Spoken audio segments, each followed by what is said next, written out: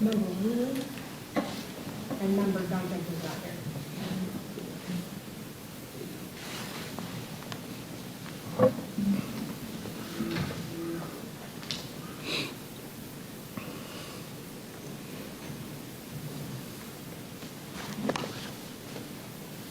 Vote is unanimous.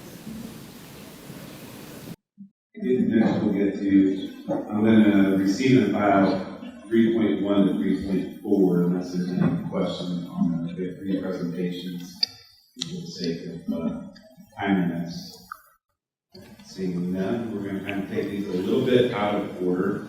Mr. Setti, welcome. Thank you. We're going to do the economic development strategy study.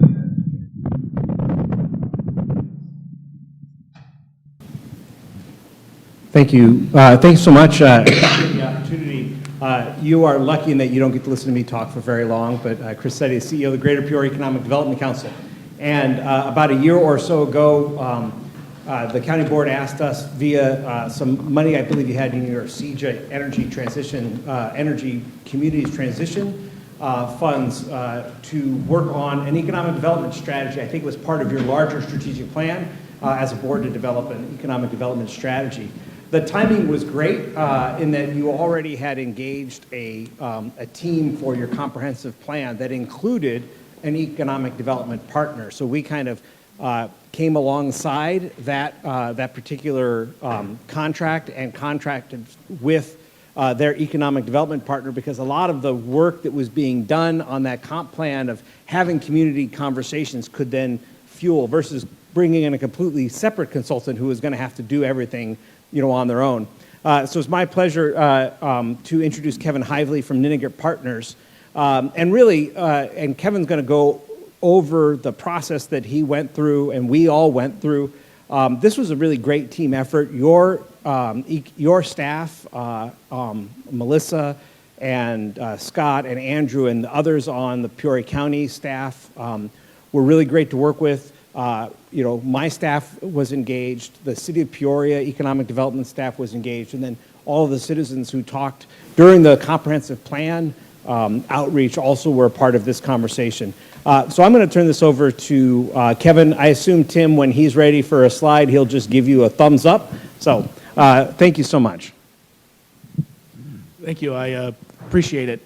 Just quickly, as Chris said, we spent a lot of time actually in Peoria, which was really great. I've gotten to know the community pretty well, and I appreciate the opportunity, and it's a great place. I want to start with some observations. The next one, please. So there are a series of issues that I want to get to, but I want to make sure that everybody's clear. This is not an economic plan for the county per se. It's for an economic plan for the county government specifically, so that's a different kind of way to look at this. There's some issues with the economic growth and tax base. I'll touch on that. You're trying to move to a talent-driven economy, and there are some issues related to recruitment. There's some housing questions, and bringing talent into Peoria. One of the things that we learned during our public process, was there is some frustration with the sustainability of initiatives. A lot of them are short-term funded, and some of these things take 5, 10, 20 years to actually pull off. And then economic infrastructure issues, everything from tools to actual literal infrastructure, and then finally kind of profile and image questions. I actually think that Peoria is harder on Peoria than the rest of America is, for what that's worth. But there are some distinct issues that permeate kind of leadership in the community. Next. So the first thing is, and this is the most important thing, and I know that you had a finance committee meeting before this. One of the issues right now is that the county itself is lagging what's happened in other comparative regions. We looked at a series of competitive metro areas and counties and host counties, and other than the exception of Cedar Falls, you're lagging behind. Next. The other thing is you're not as economically dynamic as the state of Illinois overall, and I live in Massachusetts. I don't think, not to be rude, but Illinois is generally not considered one of the fastest growing states in the country in terms of economic activity, and you're actually even lagging the state. And this has issues, this has fiscal issue ramifications for you. Next. So as an example, your sales tax base is growing slower than the state. Next. And you have an issue with population forecast, which is if this forecast holds, there's two very, very important things to recall here. It's the gold gap and the green gap. The gold gap, well, and actually the blue gap. The blue gap is your future workers. The gold gap is your current workers. And the green gap is the people who are retiring. And eventually, life takes over and they will not be as retired as they once were for various reasons. But as you can see what's happening right now, and this is really, really important because it has all kinds of implications for workforce dynamics, your ability to recruit and attract companies. Consumer spending shrinks as you get older. You just don't spend as much. And this is, and then on top of that, you have a lot of housing stock that's in the 65 plus age group that probably has not been kept up in the same degree that you would keep it up when you bought the house in your 30s. Next. So I think overall there needs to be a growth agenda for the county, and I don't mean the county government, and I think it has 4 elements, and I think it has to be a growth agenda, like you must grow. And that's sustained focus on investment, building a homegrown pipeline of talent and businesses, build the brand through quality experience. You can't advertise your way out of this. And right sites for businesses and great places for talent to live. Those are the elements of it. So what can the county do in this regard? Next. So why should you be more involved? A couple reasons. Go ahead. First is 70% of the property value in the county is in the urbanized areas. And when you see those dark areas, that's where all the land, that's where actually all the property value is in the county. All the dark. Next. You're also more dependent upon residential property tax, and the base is growing slower than the other parts of Illinois. So this is basically Peoria, the rest of the state, which means not Chicago, and then statewide. So you can see that you're more dependent on property tax and you're simply growing slower. The value is. Next. The other thing that's very interesting here is this is where STEM workers live. This is the thing that everybody wants. And this is something that's very, very important to consider. Where the STEM workers live, which is on the left hand in the green, versus where the housing's built since 2000, which is in that kind of orange, they live in the newer housing stock. So it's very, very important that you continue to develop quality housing stock if you want to keep attracting. And a lot of them live in the outside in the villages also. So there's this very, very important between housing creation and livability that has to get addressed in the county. Next.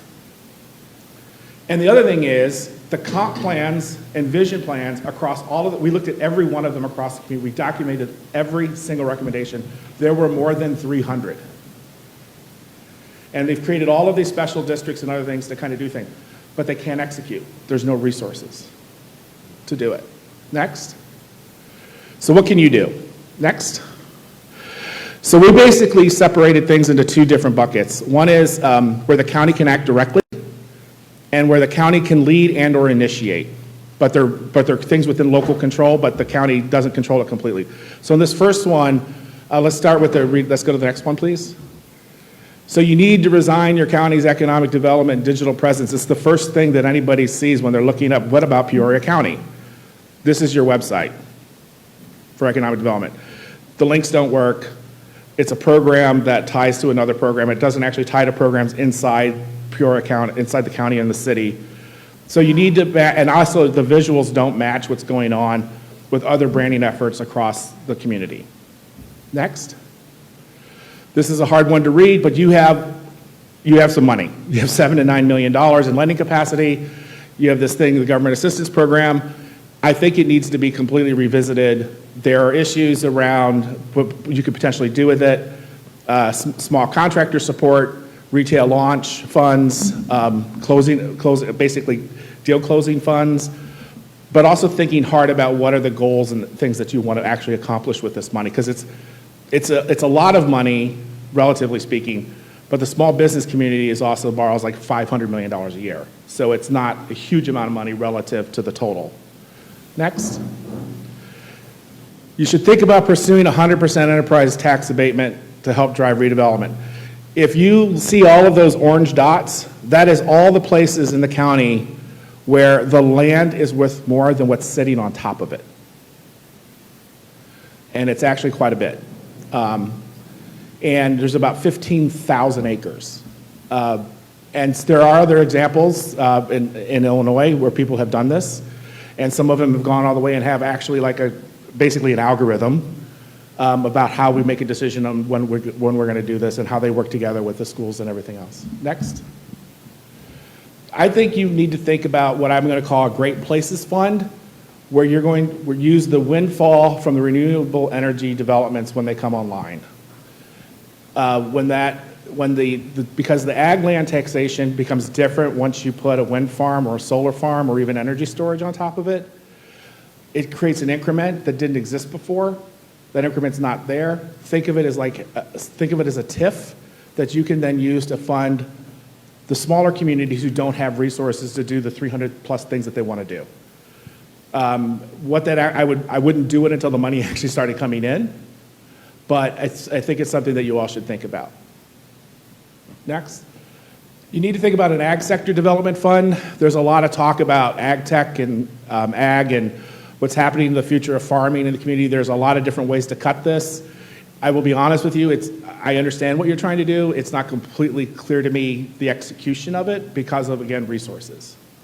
Frankly, again, living in New England, there's a lot of people chasing the blue economy.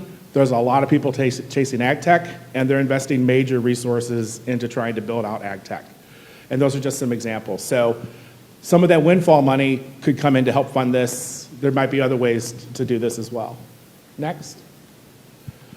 I think you need a nonprofit development corporation to fill in where the market isn't doing projects. And that's everything from small-scale commercial development to missing middle housing to potential certain industrial development.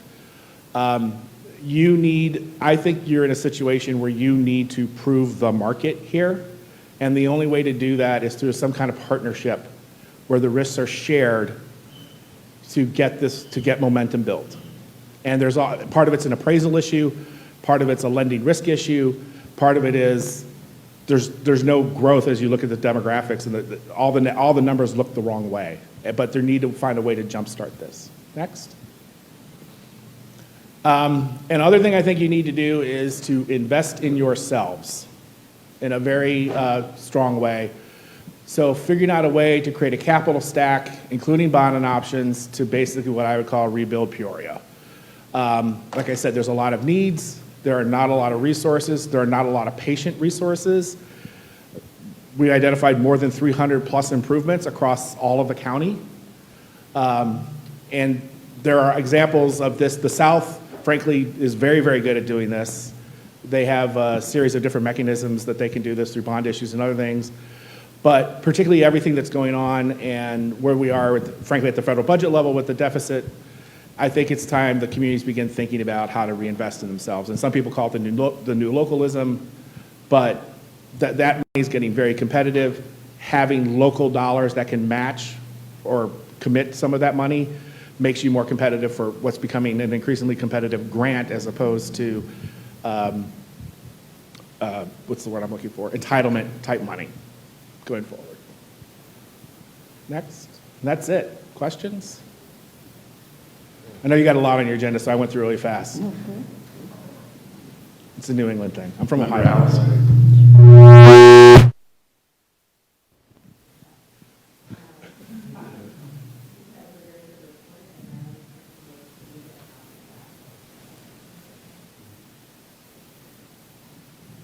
Anyone else?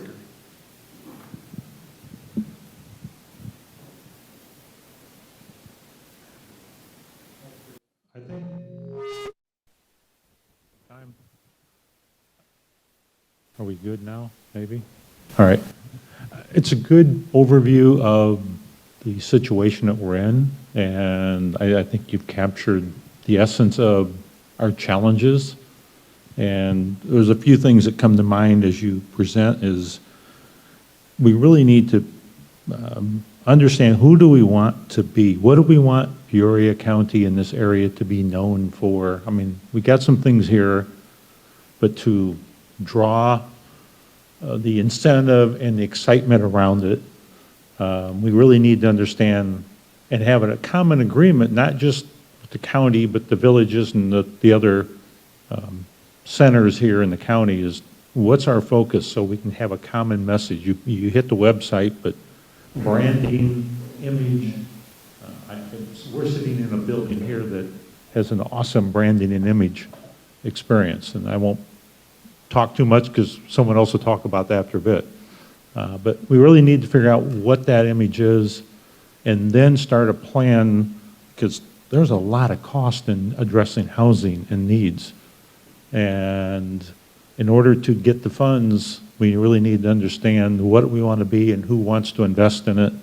It's going to take some more investment dollars than what even the windfall, so to speak, dollars. Absolutely, yeah. So I think the county, quite frankly, should be the leader in this. I think we should lead this effort, bring other parties, because we're not the experts, but we should be behind it, saying, let's put this together and run with it. And as you said, it's not a 1 or 2 or 5 year plan. It's a 25-year plan.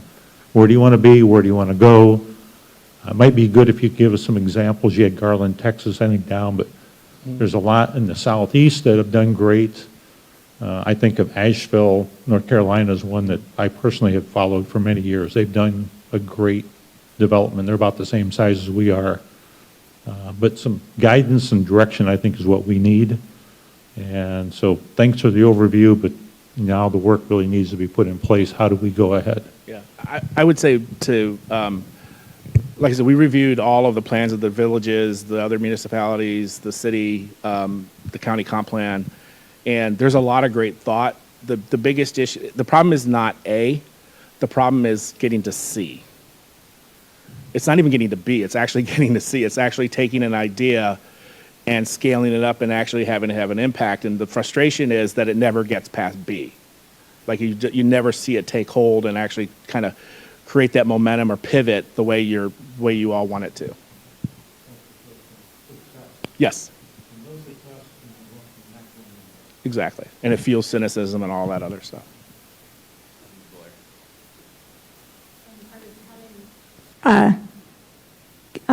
Conversation today about one program that we have helped support that just didn't have the people bandwidth to keep it going and make sure it's happening, and that's definitely something we need to look at.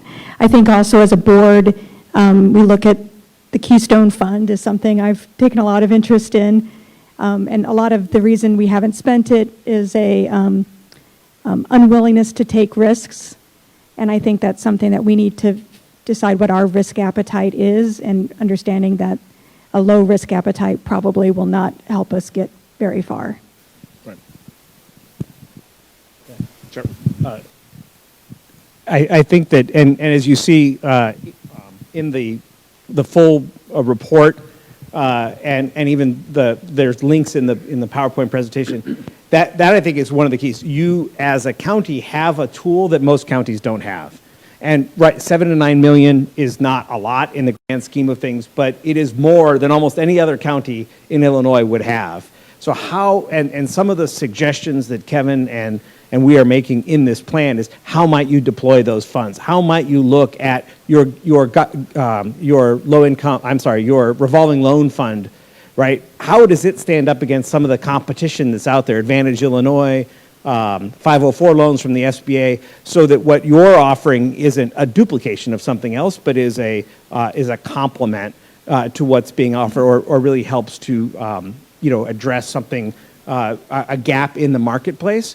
And so I would agree with you that it's something that you have a chance as a board to kind of look around and say, how are we really going to deploy these funds, in different ways, through granting, through seed funds for things like the idea of a CDC, or through different types of lending programs. But it's exactly because you have something that most counties just wouldn't even be in this conversation because they don't have the resources to do that.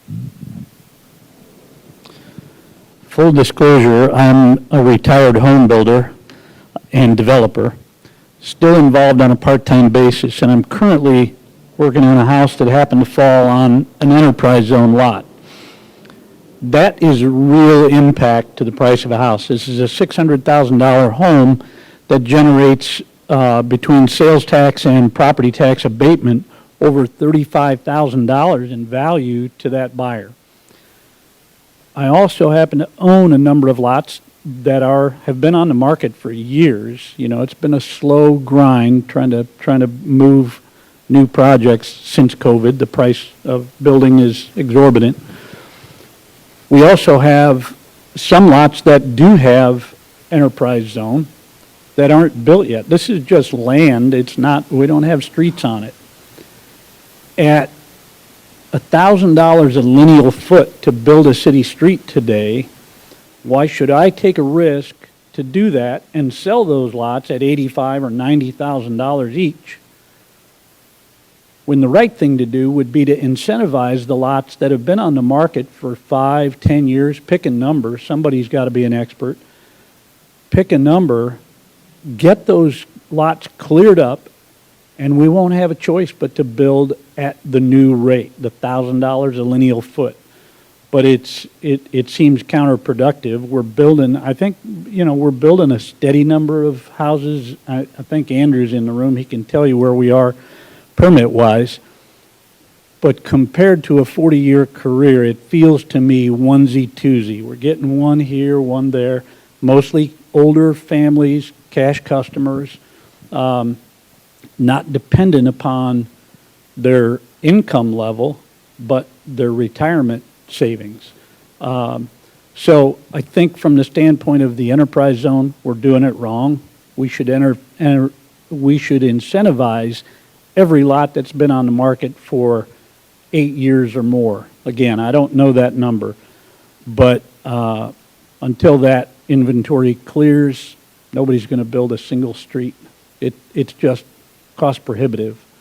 So I am intrigued a great deal. In fact, I've been, making some of the same kind of conversations with legislators, with officials at the hospital.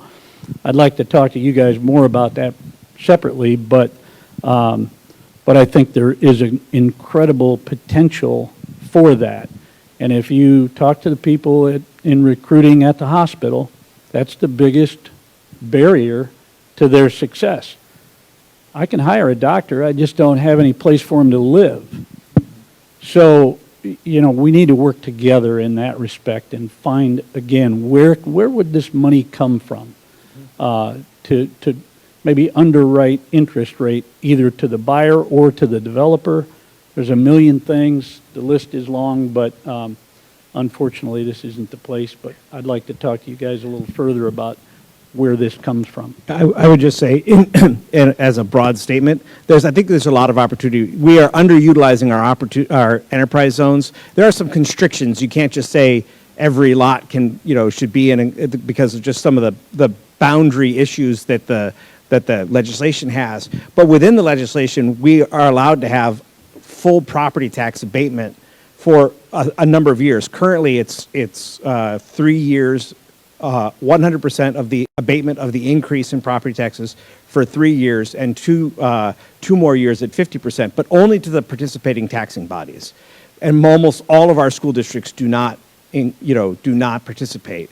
And it really is something where I think all of you as county board leaders could help us, and this is something that GPDC could take on in helping to articulate the value of the enterprise zone and participating in the enterprise zone, that you might be giving up 3 years of something, but you're going to then get 30 years of that something, and really working to educate mostly our school districts, which are 50 to 60% of any given property tax bill. So the incentive isn't as powerful as it could be, and it's just about convincing those, but having that kind of political backbone, and I don't mean that in terms of cowardice or non-cowardice, but having some infrastructure behind us going out and making those asks that local elected officials are also part of that, and we speak some common language. So I would agree with you that at enterprise zone, there's something where the county can lead. It's going to be a series of local decisions, but that can help increase development in the community.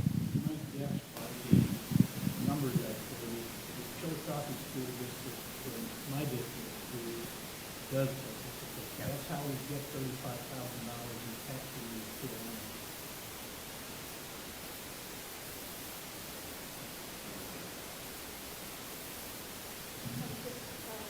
I would ask Mr. Setti, could you also send this report to the Advisory Committee on Small Business and Entrepreneurship? We'll Certainly. be meeting soon, so.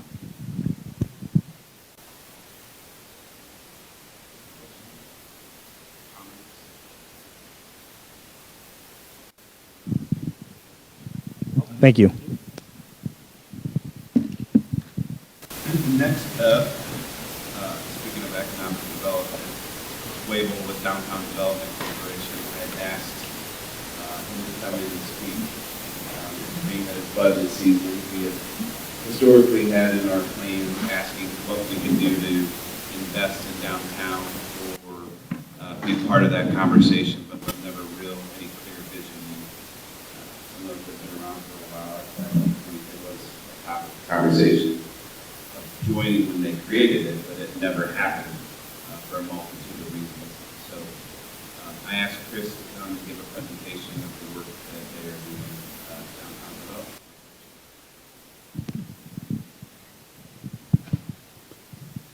Let's see if this works. Well, thank you for having me, Jimmy. Scott, as Jimmy said, I'm Chris Wable. I'm the president and CEO of the DDC, Downtown Development Corporation. And I'm here to just give you a little bit of an idea of what we're doing to build a great downtown and where the DDC has been over its life of now 12 years. Boy, that's light. So around 2014, there was a group of individuals here in the community that decided that we needed to be like other cities who had an organization dedicated to the growth of its downtown. And so a group, part of the CEO Council, formed the DDC. And since that time, up until about 2 years ago, there was one CEO, Michael Freilinger, who you may have met along the way, and a small team with him really laying the groundwork for DDC and growth downtown. So the early work included things like creating historic, if you back up, creating a historic tax credit status here, part of the River Edge redevelopment zone here in the state of Illinois that has been utilized by a lot of developers, particularly in the warehouse district, creating the warehouse renovation to residential conversions. And so there were some tools like that early on that got some things started in downtown, we'll call it 2.0. And from like the 2015 to 2017, we saw a number of smaller apartment buildings come online, some early adopters who decided to give downtown a chance as a place to live. And DDC continued to support that through efforts like housing studies, which we continue today to try to quantify the demand for downtown living.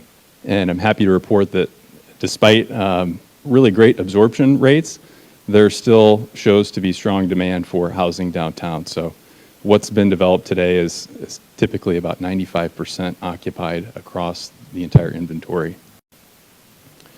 Early on, there was some acquisition and development work too that was done in terms of assembling pieces of property to be made available for larger scale redevelopment. So DDC was part of that, sometimes commanding closer to a fair market value for the value of those properties to then work with developers to get them developed.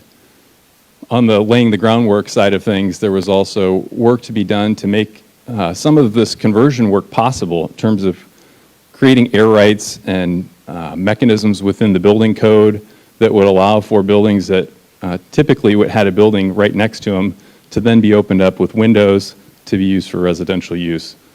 So that leads us to 2022-ish and the growth since that time. So the last 5 years, and again, I've been here at the DDC for the last 2 years, we look forward to some of that growth. And if you go to the next slide, we can start to see, in the next slide after this, test your vision here, some of the progress that we've made since then. So we've seen about $140 million plus in private investment in the last 5 years. A lot of that's on the residential side. 9 new multifamily buildings have come online, and with that, about 550 units. In addition, we've also seen 10-ish new activated storefronts which creates vitality at the street level, the type of activity that we associate with a bustling and vibrant downtown. A couple quick ones here moving forward. Just see that cumulative investment over the last 5 years from 2022 on the left to more present day on the right, again reaching 140 million-ish plus dollars. And then, as I said, 9 new multifamily buildings and 550 residential units. The big chunk of that is in warehouse conversions. We do have a couple of new construction projects, one that's just opened in the Chick Apartments, but a lot of that inventory is converted warehouse space. And then over the years, seeing a couple of new storefronts at a time activated, again, gradually starting to reestablish downtown as a place for destination retail and retail-oriented businesses, which a lot of us associate with a destination downtown, places that we visit and think of as successful downtowns. And we've seen pretty good leverage on the public investment in downtown, over 5x ratio of public dollars to the total investment within downtown. So we are seeing a good participation on the private side to actually see these projects come to life. And so a lot of that groundwork was laid, as I said, over the last 10 plus years. And we could cover a lot of different separate topics, and I'm happy to answer questions, but I wanted to give you a sense of where our focus is today in terms of what is the next step needed to make downtown a really great place. And that starts in our minds at DDC with core density and really building that, as it's the engine that drives this term vibrancy that we talk so frequently about. That's foot traffic, that's the perceptions of safety, that's visitors from near and far coming and thinking of it as a place that they want to be. So the question we ask people that we interact with at the DDC is, tell us about your favorite downtown. And I'm going to share some of those today just to give you a sense of some of the answers that we hear and what those places look like. So we have places like Boulder, Colorado and Pearl Street. And I'll go through these semi-quickly, but Cincinnati, Kevin had mentioned Cincinnati earlier. This is an image from there. This is a relatively new addition to the list and a good one, Asheville, North Carolina. And a great mix of public spaces, as you see in the bottom right, activity on the sidewalk, and just a really concentrated area of activity. And it's less to places like Lamont, Illinois, which was a shocker to me that somebody would say Lamont was their favorite downtown. But lo and behold, Lamont is a favorite downtown of someone that we've worked closely with. And if you look at this image, you see why that would be. You see a two-sided street with activity on both sides of the street, which makes for a gathering place where there can be events, festivals, and things where people come together. We all know Denver, and on the left is a nice image, but what I want to point out on this slide on the right is the proximity of the Rhino District, the River North Arts District of Denver on the right foreground to the Central Business District in the background. Rhino is the fastest kind of growing area within downtown with a lot of activity, and it has a similar relationship to what we have between the Warehouse District and the Central Business District, albeit much further away than what we have here. Milwaukee, Wisconsin, of course, the historic Third Ward. Public Market on the left gets a lot of notoriety and typically get a lot of people who talk about the cleanliness of it, certainly the historic building stock and the conversions that you see on the right do have some similarities to Peoria as well. Madison, Wisconsin. And then Chicago, and you see there again the relationship between the loop in the background of the photo on the left and the West Loop Fulton Market area in the foreground, resembling the warehouse to Central Business District relationship that we have here. Peoria Heights, we all know. Omaha's Old Market District. Nashville at a larger scale, but even in the photo on the left, you just see the density at 5th and Broadway there, just in that small development of all the layers of activity that are happening and bring excitement and people and things going on just to that one corner. In Galena, with attention on the pedestrian, making this very pedestrian-friendly, walkable, a lot of storefronts, less reliance on the vehicle, and a nice place that many of us locally have been to. So what we think about from there, what I want to ask you is what's the commonality across all of those? Because when we ask people what it is that they like about downtowns or their favorite downtowns, the answers are often the same. As you see, the cities are different, but the answers are usually things like, we like the place where there's a lot going on, that's place that's walkable, that has events on a regular basis, that has places to shop and eat and be entertained. And the driver of that really, when you look at a lot of it, is the core density. And so some of the cities that we just went through are in this peer group or aspirational group of cities, but many of them aren't. Many of them are on the smaller side. Kevin had mentioned Chattanooga earlier, cities like Grand Rapids, Sioux Falls, and Peoria Heights closer to home. In the core of their downtowns, what we'll refer to as the core of their downtown, their densest 2 blocks, on average they would have 28 active storefronts. Peoria Heights has 27. Downtown Peoria right now, our densest 2 blocks hold roughly 10 active storefronts. We're at a third of a village the size of Peoria Heights. So if you look here, you can see from Kelly to Duryea, the densest 2, there are 27 active storefronts. That's a little bit bigger than the densest 2, but that's the area around it. 27 places to come and go from that are bringing people just for that one specific business. And the activity that comes with that gets people who are maybe neutral on Peoria Heights to go there just because it's the place where there's activity. So it's no surprise that we hear time and time again that people think of Peoria Heights as a great place to be in the Peoria area. So what do we do from here? As we've gotten 10-ish years down the road in the DDC's efforts, it's time for us where we can be a little bit more intentional about how we move forward, about the strategy that we need to put in place, and what types of things and projects we need to take on to move us closer to being the vibrant place that so many cite as their favorite. And so I just want to go through a couple quick things here. There are really 3 types of categories to simplify this that we are looking at DDC.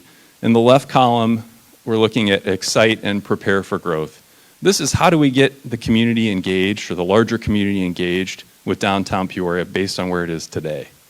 How do we get more people to come down, to give it a try, to work there, to live there, to bring their family for a night out. The next stage moving forward, and this isn't totally linear, so we kind of move between these categories, but the next category is how do we build the density to grow the users in the market? What are we doing to create the infrastructure that's going to bring an even bigger population downtown? And then finally, how do we move towards large-scale redevelopment and investment and growth through downtown? So a couple of quick projects to give you an example of how we're kind of moving through some of these things. In the left-hand column, last year we had a pop-up events through Time and Kelleher's that were incredibly well received. We brought thousands of new people downtown during that time period over year to see something that was unique and exceptional for Peoria. We've worked to promote those that are doing business and their projects to get people to be more aware of them, educate them, and populate them. And we've continued to work on our policies and ordinances. So right now we're looking at the form-based code in the warehouse district, making recommendations to the city on how to make this more developer-ready, how to make the process more predictable, and to provide options for developers and investors that lead to the kind of place that we want while still giving options. In the center column, we're working on placemaking projects like the string lights that we just wrapped up a couple of weeks ago over the 800 block of Southwest Adams, helping to bring together those individual retailers and make it read as a destination, feel like a destination. We have been in the process of launching our own revolving loan fund with generous terms, favorable terms, recognizing that these are high-risk loans, to try to incentivize new retail storefront development and get closer to that 28 active storefronts per block. And on the bottom photo there, we're looking at how we work within our existing infrastructure downtown to create transportation modes that allow people to get around quickly and connect people from one destination to another one, micro destination downtown that may be a number of blocks away and seem unwalkable. Looking at how do we move towards more diversity within our housing stock, incorporating more new construction options, looking at larger scale redevelopment in general to expedite the process and provide more continuity, and then finally attracting national and regional retailers to provide more variety within our tenant mix, creating the kind of place that people want to visit and spend their time and dollars. So we're very interested in working more closely with Peoria County on this. The dollars in the community right now are slanting more towards the left-hand column, which is more of a temporary column in terms of creating short-term wins, if you will. But as Kevin mentioned earlier, to really make long-term change, these are 25-year commitments with millions of dollars behind them in order to create the infrastructure that creates a different kind of environment that brings, attracts, and holds people over time. That's all I have. I'm happy to answer any questions that you have, and thank you again for having me.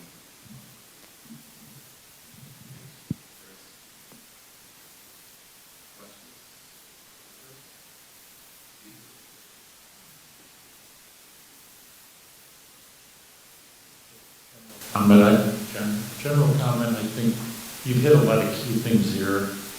One of the big hurdles that, as I engage with people from outside of the city, I live at the edge of the city, but when I talk to folks that may live in Dunlap or Prince Village or Coffee or further out, the word safety may be real, may be perceived as both, is an issue. Well, I don't want to go downtown because I saw in the news, blah, blah, blah.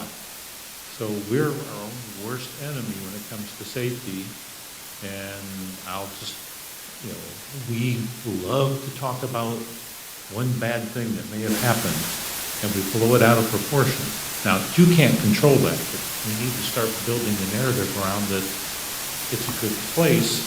I think your column 1 over here, getting people to come in, draw them in, attract them in, and create a safe environment so they have a good experience and they go home and go, I don't know what people are talking about. That was really neat to go down and do the Christmas event or this or that. So the mental thing is you've got to get that barrier out of their head. Part of it's real, but more perceived. So whatever you can do in column 1 to get that out of their head and get them to experience a wonderful experience will help you draw people here short-term and to live here. Great points. Member Blair. I would also be interested in how we can use our new bicentennial park to support what you are doing. We had some great events that were not greatly attended this summer. Mind you, it was crazy hot, but I know it's a little bit north of what you're doing, but how can we help use that space to help support what's going on? I think of our block bash. What was that called that we did last fall? That thing. The block party there. I don't know why I could not come up with party, but that might, I thought that was a great event, and I think anything we can do to help support, I think one of the best things we have is that brand new park, is that brand new courtyard, so. And with that, how can we support getting the food trucks to come out, helping build those kind of interesting things, even from it as a pop-up experience, might be useful. It's a beautiful plaza. The redesign is wonderful. And, you know, as we look to grow downtown, to address safety issues, one of the greatest things that we can do from an urban planning perspective is to put people on the streets, to create an environment of a buddy system where you have people around you. There's nothing scarier than being face-to-face with somebody who looks suspicious and you're the only one on the street. So getting more people down there to provide the safety aspect, but also to populate a lot of our great spaces downtown, including places like the Courthouse Plaza, you know, goes beyond those that are currently using downtown. We have to continue to attract new people, not just those working or coming for whatever one-off reason that they might come for. So a big part of our push is to expand the population using downtown on a regular basis so that we can fill more of the spaces and fill them well.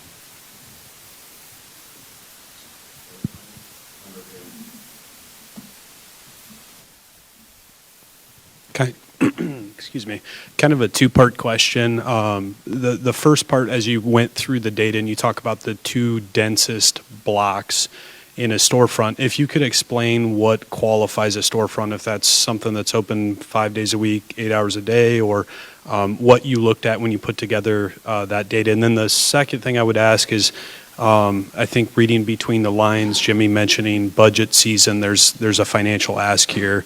I'm not asking for conversation about that, but what could a partnership look like from your perspective? How could a partnership help you in your mission? So first question, in terms of the retail storefronts, what we're looking at is regular pedestrian activity in and out of the storefront. So there's no set number of days of the week per se, but something that's regularly inviting the public into that space. Typically slants more towards retail, restaurant, entertainment uses versus office uses. However, there are some office uses that may qualify if you're bringing in clients or customers on a regular basis. As far as partnership goes, as I mentioned, the support that the DDC has had more easily accessed lately is in the short-term outcome category, that first column. Those are, hey, can you turn around an event in 20 days for us to do something that gets people excited? Those types of activities aren't necessarily in and of themselves changing the narrative downtown or changing the environment downtown. They do contribute.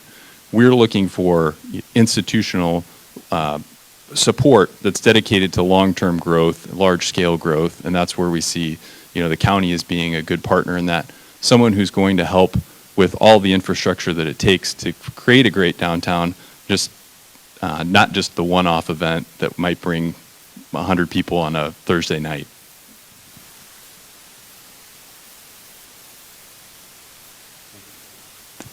Thank you for that. The last question I have for you is, at Tri-County Regional Planning, through the help of Chris Setti with EDC and Kathy Brown, we're getting ready to perform a housing assessment that's going to go out to RFP in, I think, October. Is that something you're aware of, or have you had conversations about that? Is that a region-wide study? Yeah, yes. I'm not aware of that, Okay. no. I will ask someone to reach out to you, but if you don't mind sharing your contact, I'm sure Jimmy's got it, but they're trying to do a region-wide study to address current housing stock. You talked about housing and housing downtown, so I want to make sure that you're part of that if you can participate. I appreciate that. Thank you. Thank you. Other questions or comments? So I'm not looking for a decision or directive today, per se, but as it was said, budget season, as we've made significant investments in the courthouse, you have market after hours, GPLC is trying to attract people. The reasons we were not part of this in the past were valid, but I think we've come and turned to a time that we should address this conversation and continue, instead of saying our strategic plans, say what are we going to do to help. We need to be in the game, because right now we're standing outside saying what do we do, and I think this is the first step. We've invested in JD and his organization, Discover Peoria, for how we project ourselves and our image It's our, as it was said multiple times, our images is not always of ourselves as good as the outside community views us. So that's part of it, and this is a very big step. And even in the negative context of, you know, they say across the river, units going online. But yet you forget of how many units have gone online downtown Peoria. We're pretty close to being, and Chris could say it, we'll have 5,000 residents in a tiny couple block area in itself in downtown. So I don't know what that, I have ideas of what that partnership will look from a financial take. I did ask Chris if that's something that the board wants. I would expect a board seat potentially on that board so that we are involved in that. So I'm not saying for a thumbs up, thumbs down right now, but I would say here in the next, as we work through the budget cycle, if you have strong objections, please let me know. And if are strong wanting to see this happen, please let us know. But ideally, we would be looking to present something that would be like all of our other agreements, 1-year agreements, renewable for so many years. So, all right. Chris, thank you for your time and Yeah. presentation. Thank you. Last but not least,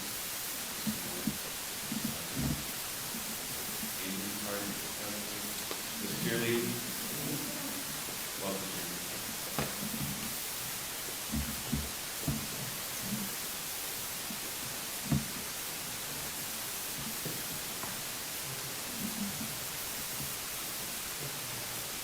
Is that come through? There we go. Thank you for having us here today. My name is Sid Ruckriegel, and I currently serve as the Vice Chair for the Peoria Riverfront Museum. And on behalf of our Board of Directors, our 600 visionary members, our 5,200 members, the citizens and taxpayers of Peoria County who helped fund this beautiful program, welcome back to your building. And thank you for having your meeting here today. What started out as a wonderful relationship where we serve as a private organization in a public house has become not only a model to the rest of the, not only the local community, but to the nation, not on just how the project was done, implemented, but also on the outcomes that are happening right here on this very block that have a ripple effect throughout our community.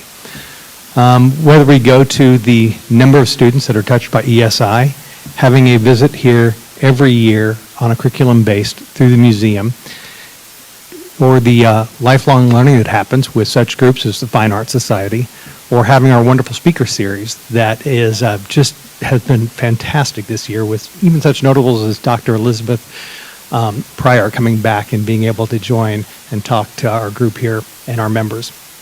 There's a lot of wonderful things happening. As you could probably hear the construction that was happening upstairs, that is another piece because we are implementing the first relationship of its kind that has ever happened with the 9/11 Museum and Memorial out in New York City. No museum has ever had the relationship that we're building up here and that's going to be opening here in just about a week. Something very, very spectacular. And so just want to thank the citizens of Peoria for what you do for the Peoria Riverfront Museum. And to tell you a little bit more about this exciting year, here's John Morris. Thank you, Mr. Vice Chairman, and formerly Mr. Chairman. Aren't we lucky to have Sid Ruckriegel serving voluntarily along with 21 board members I report to. They serve on an all-volunteer basis, and I propose doubling their salary every year. We're very blessed to have tremendous leaders for this board and on this staff and around this table right here, my landlords. Thank you, my first order of business, for allowing us to live in the public house. This extraordinary museum is so much more than the traditional definition of that word. We have really become the community's gathering place.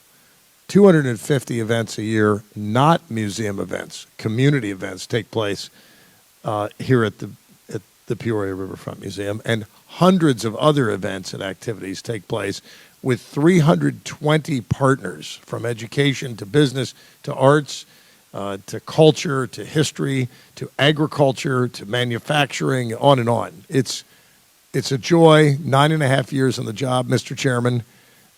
It's a joy to serve this private organization living in a public house. And it is a reminder, I hope, to all of you that for the taxpayers, we're working hard to give the best deal possible. Because for 9.5 straight years, the Peoria Riverfront Museum's request for operating support for the Peoria Riverfront Museum is zero.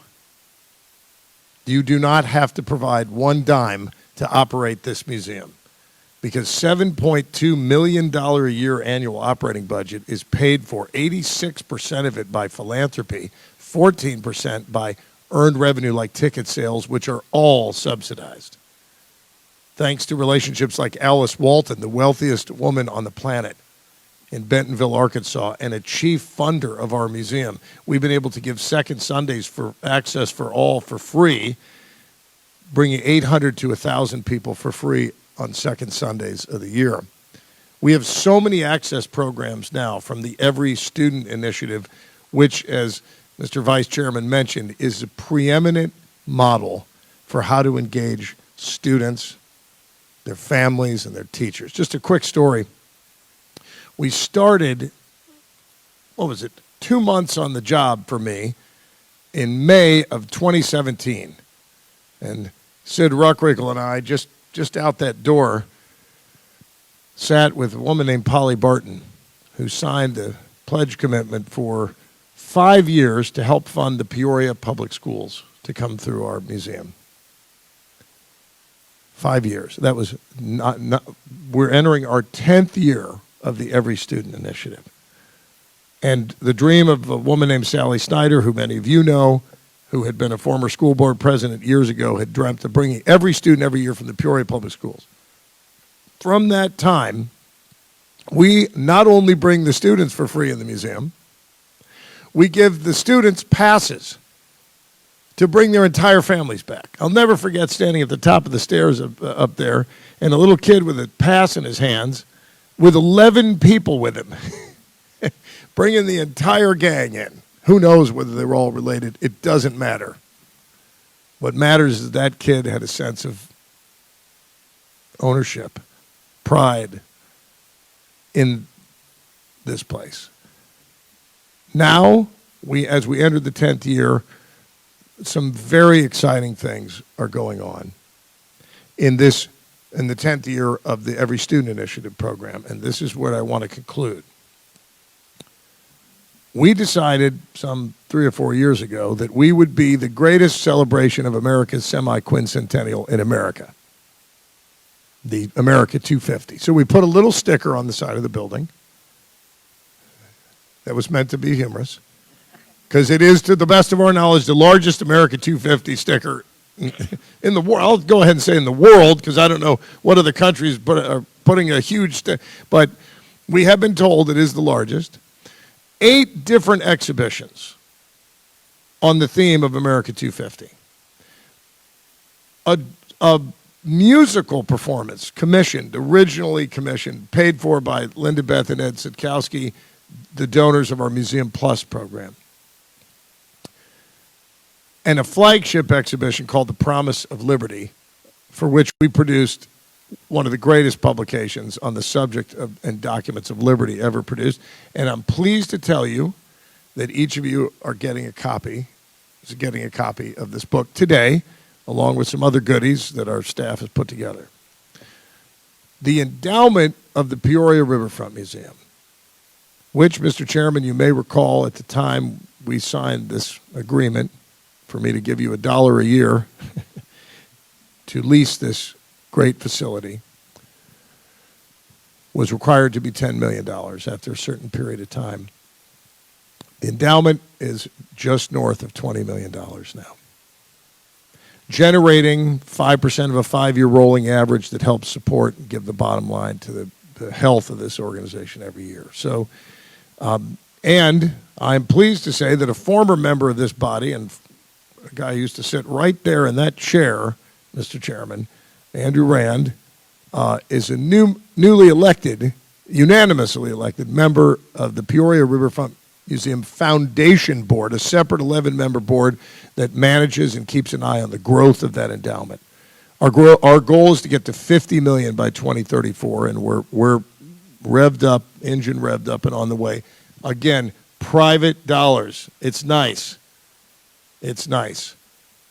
So, in the presence of the elected officials and our landlord, I will thank you for representing the taxpayers to live in your house, but I also thank the private donors in front of you, because they are the ones who help us continue to grow this incredible array of inspiring, talent unleashing mission that we have. So that is my report, and I'm sticking to it. Now, as has become tradition, Mr. Chairman, when you conclude this meeting, I have some goodies for everybody, but I'd like to get you into the galleries upstairs to take a picture of you in front of the Declaration of Independence, the printing of which we have just acquired for the permanent collection of the Peoria Riverfront Museum on this America 250 year. So those of you who have the time, let's wander upstairs and we'll celebrate America 250 with the Peoria County Board. Thank you very much.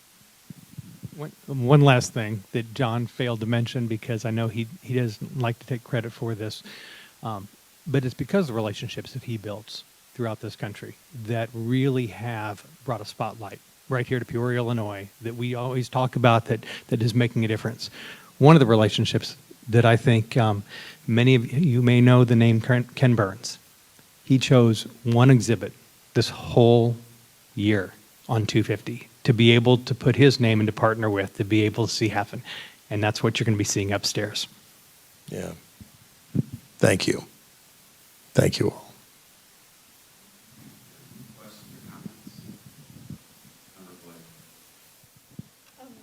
I offered extra credit to my students in the spring, and I will continue to do that, to go visit the America 250 exhibit.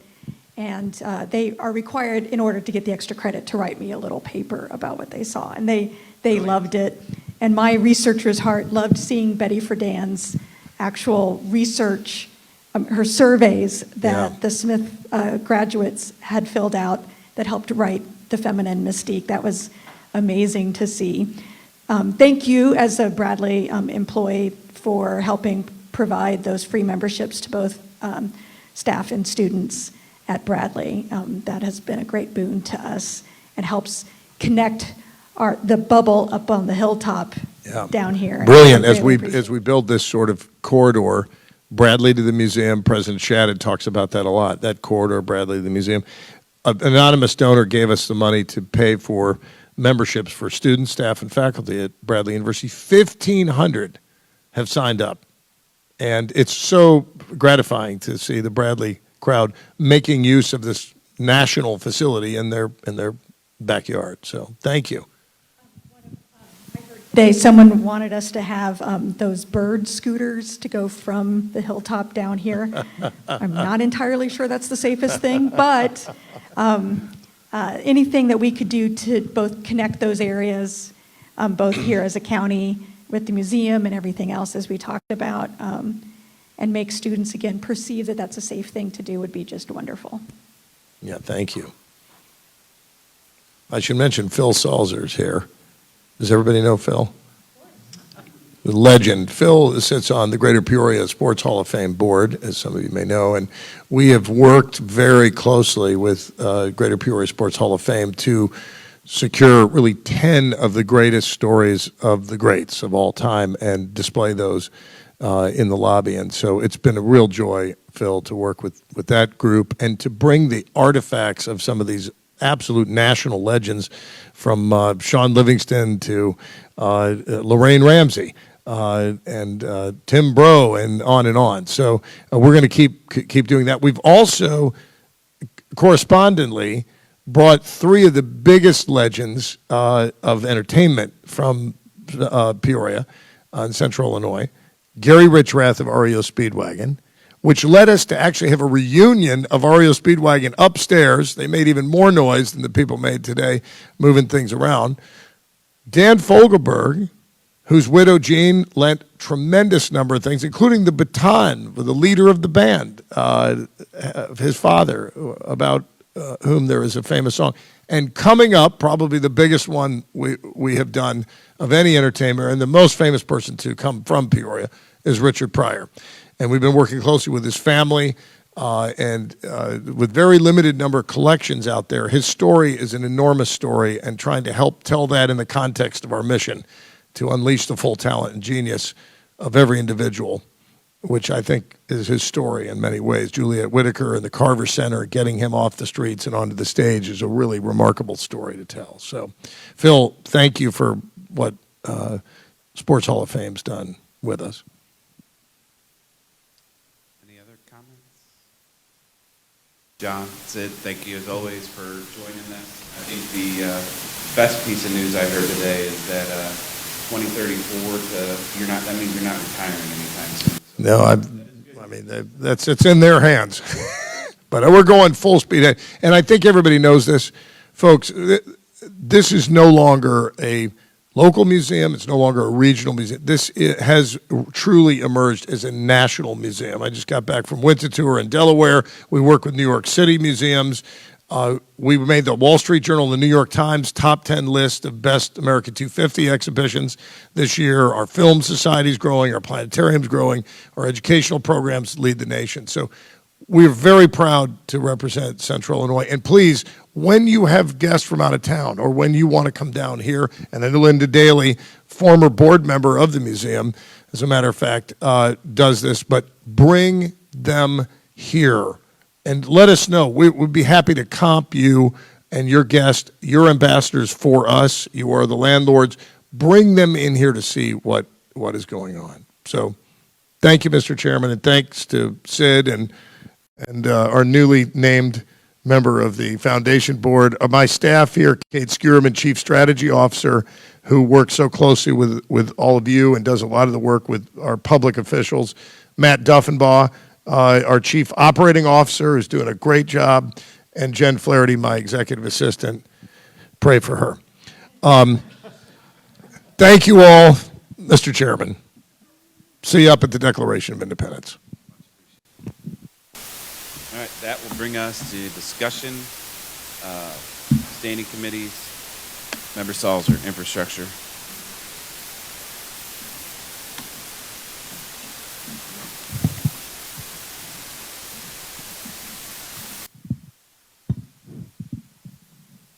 Thank you, Mr. Chairman. And John's report was tremendous. And about 6 months ago, when my wife and I finally wrote our will, we absolutely put in donation of some of our Caterpillar stock, which has done pretty well, and for the museum and a few other things that played an important role in our life. This museum, to me, of all the years that I've been on the board, is one of our greatest contributions to our community. This museum is fantastic. I'm kind of a museum nut. And in fact, the last major vacation that my wife and I took was in 2017, because that was the 100th anniversary of World War I, and we went to Kansas City. Along with that, we saw about 6 museums out there in the St. Joe and the Kansas City area. I know the kids used to always say, "What are you going to do for, your vacation?" I say, "Go to a museum." "Oh, you're not going to go to the beach and swim?" I said, "Guys, I can't swim." So I said, that's kind of out. But anyway, we had 3 resolutions that we had presented to us. However, 2 of them were moved to the informational item, and Kyle made a report to us on each one of those 2, and as a result, we are going to have a special meeting right before our next county board meeting, and we'll deal with 2 of those reports. The one resolution that we did adopt was the one that everybody has probably gone through, the viaducts up there in Chillicothe, because you shudder sometimes if there's a big truck coming in the other lane at you. But the resolution that was adopted was an intergovernmental resolution with the state of Illinois.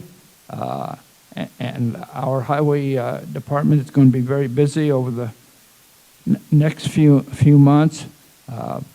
We are going to upfront the viaduct, 2 railroad viaducts for the Burlington Northern and Santa Fe railroads.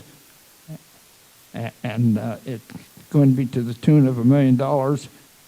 And they're going to be awful busy because they're going to have to not only discuss a lot of things in that meeting for the $1 million, which will come out of our county board, we'll upfront county bridge fund, and we will be reimbursed from the state of this $1 million. The state, they are extremely busy, and they can't do it, so we are going to have the major part of the work to be done. And they will, our people will be recommending to us the adoption of the resolution in regard to the hiring of the engineering firm for this first phase of this particular project. Thank you.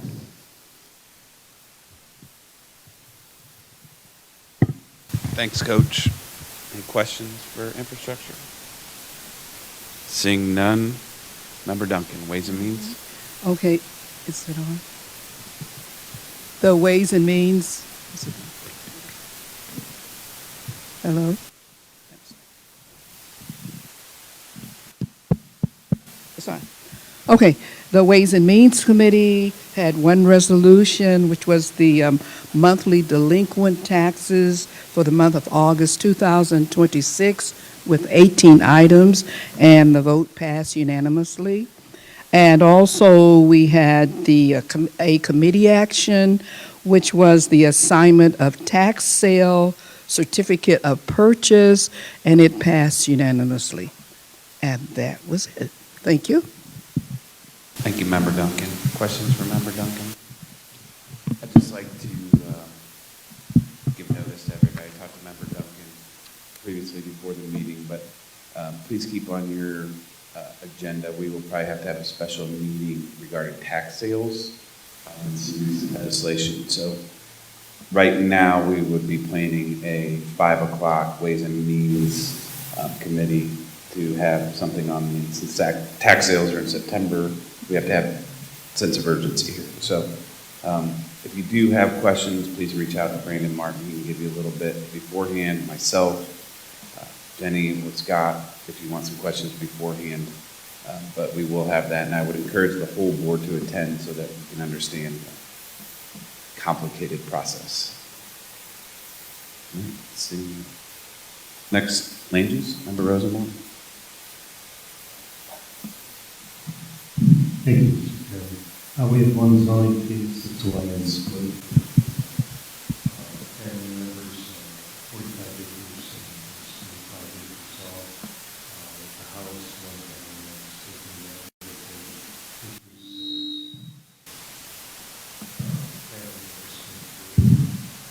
one resolution that it's a Peoria County comprehensive plan that we haven't done since, I believe, 2009. Passed unanimously also, so that'll be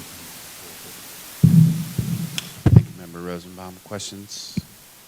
Seeing none, operations was canceled.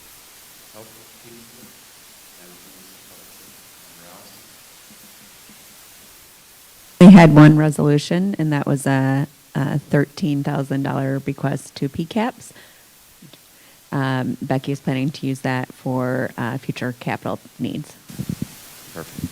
Thank you. That would, questions for public? Seeing none, that would bring us to finance. Member Daley?